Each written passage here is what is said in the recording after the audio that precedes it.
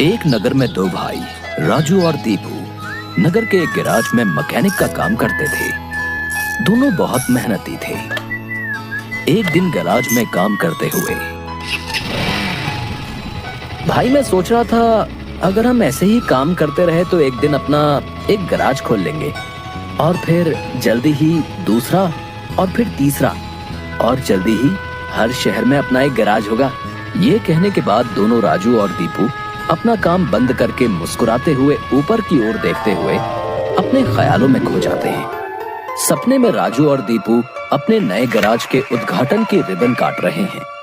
तभी पीछे से उसकी पीठ पर कोई धक्का देता है और दोनों घबरा के सपने से बाहर आते हैं। राजू के बगल में उसकी गैराज का मालिक, ग्रे शर्ट, काले पैंट, सिमटे हुए बाल और आंखों पे चश्मा। तुम दोनों से एक काम सही से नहीं होता। कल एक गाड़ी तुम लोगों ने बना के दी थी, ग्राहक का फोन आया था, उनकी गाड़ी से धुआं निकल रहा है और रास्ते में बंद हो गई है। ये 1 महीने में तुम्हारी 8वीं शिकायत है। मैं तुम दोनों को अभी काम से निकालता हूँ। निकल जाओ मेरे गैराज से। मालिक, पर यह भी तो हो सकता है उसकी गाड़ी खराब हो। हमने तो ठीक से ही काम किया था। खराब गाड़ियों को ठीक करना ही हमारा काम है। निकल जाओ यहाँ से। और मालिक दोनों को धक्के मार के बाहर निकाल देता है। राजू और दीपू अपने छोटे से कमरे की बिस्तर पर हैं। सामने की दीवार पर विष्णु भगवान की तस्वीर टंगी है। दीपू राजू से, भाई, हम हर जगह मन लगा के काम करते हैं, फिर भी हमें हर जगह से निकाल दिया जाता है। किसी को हमारी कद्र ही नहीं। हाँ भाई, यहाँ किसी को हमारी कद्र नहीं है। चल किसी दूसरी जगह जाते हैं, वहाँ शायद हमारी कीमत हो। भाई, पर हम वहाँ करेंगे क्या? याद है माँ कहती थी कि भगवान का नाम लेने से सब मिल जाता है। हाँ, चल सामान बांध, अब हम यही करेंगे। भगवान का नाम लेंगे और पैसे कमाएंगे। वो कैसे? अरे हम बाबा बन के लोगों को ज्ञान देंगे और उनसे पैसे लेंगे। वो तो ठीक है, पर हम लोगों को क्या ज्ञान देंगे? अरे वही जो माँ हमें देती थी। तू ज्यादा सवाल मत कर, सामान बांध। हम राजा सूर्यदेव के चंपक नगर जा रहे हैं। चंपक नगर में राजू और दीपू गेरुए धोती और गेरुई शॉल में, कंधे तक बाल, गले में रुद्राक्ष की माला, पैरों में खड़ाऊ, कंधे पे लटकी मटमैली गठरी, कलाइयों में बंधी रुद्राक्ष की माला, एक बड़े बरगद के पेड़ के नीचे बने चबूतरे के सामने। ये राजा सूर्यदेव का चंपक नगर है। हम यहीं से शुरू करेंगे। दीपू सुन, आज से तेरा नाम दीपू नहीं दीपेश्वर है, समझा? और मैं एक सिद्ध योगी। मैं यहाँ बैठता हूँ और ध्यान करता हूँ। तू नगर में जाके ये खबर फैला कि एक सिद्ध योगी आए हैं जो हर समस्या का हल देते हैं। ठीक है, मैं जाता हूँ।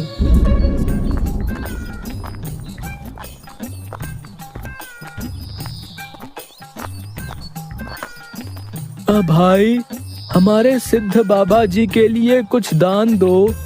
ये कौन से बाबा हैं और कहाँ हैं? बड़े सिद्ध बाबा हैं। उनके पास हर समस्या का हल है। नगर के बाहर जो बड़ा बरगद का पेड़ है ना, वहाँ ठहरे हुए हैं। अगर तुम्हें कोई समस्या हो तो उनसे जाके मिल लो, वो तुम्हें हल जरूर बताएंगे। पर हाँ, दान के लिए कुछ लेकर जरूर आना। हाँ, मैं जरूर आऊंगा।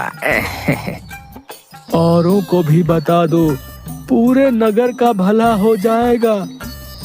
जरूर बाबा जी, जरूर। राजू पेड़ के नीचे ध्यान में बैठा हुआ है और दीपू थैले में सामान लेके उसके पास जाता है। मैंने नगर में खबर फैला दी है, जल्दी ही लोग यहाँ आते होंगे। तुम तैयार रहो। मैं तो कब से तैयार हूँ, देखते हैं क्या होता है। राजू फिर से ध्यान में बैठ जाता है। तभी नगर के लोग वहाँ आने लगते हैं और हाथ जोड़ के नीचे बैठे हैं। बाबा, हमारा काम नहीं चल रहा, कृपा करें। आप जो भी दान के लिए लाए हैं, बाबा के चरणों में रखें और बाबा से गुरु मंत्र लें। दुकानदार राजू के पास पैसे रखता है और हाथ जोड़कर खड़ा हो जाता है। राजू इशारे से दुकानदार को अपने पास बुलाता है और उसके कान में कहता है, श्री राम, हर बिक्री के समय मन में ये नाम का जाप करो, बिक्री बढ़ जाएगी। याद रहे, अपना ये मंत्र किसी को नहीं बताना, अपनी पत्नी को भी नहीं। जैसी आपकी आज्ञा बाबा जी। महाराज, आप राजकुमारी के लिए एक योग्य वर तलाश रहे थे। हमारे गांव में एक सिद्ध योगी आए हैं जो तेजवान हैं और राजकुमारी के लिए एकदम श्रेष्ठ हैं। गुरुदेव, मुझे आपके चयन पर पूरा विश्वास है। अगर आपने चुना है तो वो राजकुमारी के लिए अवश्य ही उत्तम होगा। सोने, जवाहरात और अनेक उपहार लाओ। हम अभी उन महान योगी के पास जाएंगे और उनसे राजकुमारी से विवाह करने का आग्रह करेंगे। हे तपस्वी, मैंने आपके बारे में जो सुना था, आप उतने ही तेजस्वी हैं। मेरा आग्रह स्वीकार करें। राजू ध्यान से आंख खोलकर राजा को देखते हुए, जी महाराज, कहिए क्या परेशानी है आपको? मेरी इच्छा है कि आप मेरी पुत्री से विवाह करें और ये उपहार स्वीकार करें। राजू काफी देर तक उपहार में लाए सोने, चांदी और अनेक वस्त्र और उपहारों को देखता है, फिर राजा की ओर मुड़ता है। महाराज, मैं तो एक सन्यासी हूँ, मुझे इन सब से क्या लेना? मुझे क्षमा करें, मैं आपकी बात नहीं मान सकता। दीपू चौंकते हुए राजू को देखता है। मैंने जो सुना था, आप उससे भी महान हैं।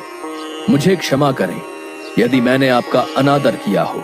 आप जब तक यहाँ हैं, मैं कोशिश करूंगा आपको कोई दिक्कत ना हो। और राजा सूर्यदेव को प्रणाम करके वापस चले जाते हैं। अरे राजू, ये क्या कर दिया तुमने? इतना अच्छा मौका हाथ से जाने दिया। अरे राज करते हम लोग। राज, तुम्हें ये क्या हो गया है? मैं यही सोच रहा था, लेकिन फिर मैंने सोचा कि इतने दिनों से ईश्वर का नाम लेते लेते इतना तो समझ आ गया है कि ईश्वर के नाम अमृत में ऐसा क्या है जो मीरा सारा राजसी ठाट छोड़कर वैरागन बन गई। क्यों प्रहलाद ने अपने पिता की इतनी यातनाएं सही? मुझे भी राम नाम का धन मिल गया है, जिसके आगे इस दुनिया का सारा धन फीका है। मुझे ये सब नहीं पता। हम यहाँ पैसे कमाने आए थे, ना कि साधु बनने। मैं चला, मैं अकेले ही सब संभाल लूंगा। तुम्हें जो ठीक लगे करो, पर अगर किसी मुसीबत में फंस जाओ, पूरी श्रद्धा से ईश्वर का नाम लेना, तुम्हारी मुसीबत दूर हो जाएगी। तुम्हारा दिमाग खराब हो गया है। इतनी आसानी से मुसीबत दूर होती तो सभी खुश होते। राजू बस उसे देखकर मुस्कुराता है और ध्यान में बैठ जाता है। दीपू अपनी पोटली उठा के गांव में चल देता है। क्यों भाई, कैसा चल रहा है? हाँ भाई, सब बढ़िया है और अब घर में सुख शांति भी है। ये भी बेवकूफ बन गया। राजू है तो चालाक। उसने ऐसी युक्ति की कि कोई उस पर सवाल नहीं उठा सकता। कुछ राशन दान करो। जरूर। दुकानदार राजू के थैले में चावल डालने जाता है। तभी दीपू, ये क्या दे रहे हो? इतनी मिठाइयाँ और मेवे तुम्हारी दुकान में है और तुम ये कच्चे चावल दे रहे हो? इनमें से कुछ दो। पर बाबा तो ये सब नहीं कहते। तुम्हें क्या करना है? जितना कह रहा हूँ वो करो। दीपू आगे जाता है और जोहरी की दुकान में दुकानदार से, और भाई जोहरी, कैसी चल रही है दुकानदारी? बाबा की कृपा से सब बढ़िया चल रहा है। कहिए क्या सेवा करूं? बाबा के लिए कुछ दान दो। इससे पहले कि इन्हें मेरी असलियत पता चले, इनसे तगड़ा दान लेके गांव से गायब हो जाऊंगा। फिर ये लोग राजू के पीछे पड़ेंगे तो उसे समझ आएगा। बाबा के लिए कुछ दान दो। जौहरी पैसे निकाल कर देने लगता है। अरे ये क्या भीख दे रहे हो? बाबा की कृपा से तुम्हारी दुकान चल रही है। इतने सारे जवाहरात हैं, इनमें से दो कुछ कीमती सा। जितना दोगे उससे ज्यादा मिलेगा। ये बाबा को क्या हो गया है? कोई नहीं, बाबा को देने से मेरा क्या घटेगा। जौहरी एक सोने की हार दीपू को दे देता है। ये लीजिए बाबा। अच्छा धन बटोर लिया है मैंने, इससे काफी दिनों तक काम चल जाएगा। बड़ी भूख लग गई है, कुछ मिठाइयाँ खा लूं। दीपू एक पेड़ के नीचे बैठ के मिठाइयाँ खाने लगता है। तभी वहाँ 4 डाकू चेहरे पे नकाब, काले कपड़े और हाथ में छुरी लेकर आ जाते हैं। जो कुछ भी है वो हमें दे दो, नहीं तो हम तुम्हें मार डालेंगे। दीपू डर से अपनी पोटली उन्हें दे देता है।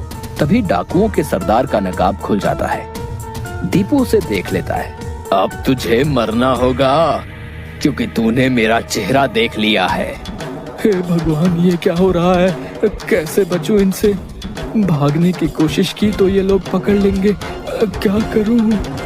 तभी उसे राजू की बात याद आती है। अगर किसी मुसीबत में फंस जाओ, पूरी श्रद्धा से ईश्वर का नाम लेना, तुम्हारी मुसीबत दूर हो जाएगी। दीपू आंखें बंद कर घुटने पर बैठकर, हे नारायण मेरी रक्षा करो, हे नारायण मेरी रक्षा करो।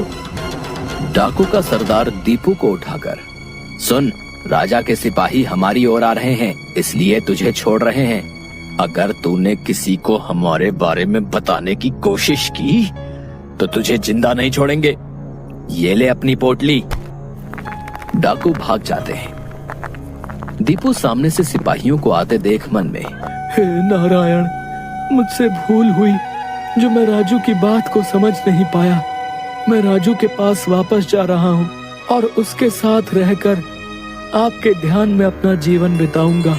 मुझे माफ कर दो राजू, मैं ईश्वर के नाम की महिमा को नहीं समझ पाया, पर अब मैं समझ गया हूँ और तुम्हारे साथ ईश्वर के नाम का धन कमाना चाहता हूँ।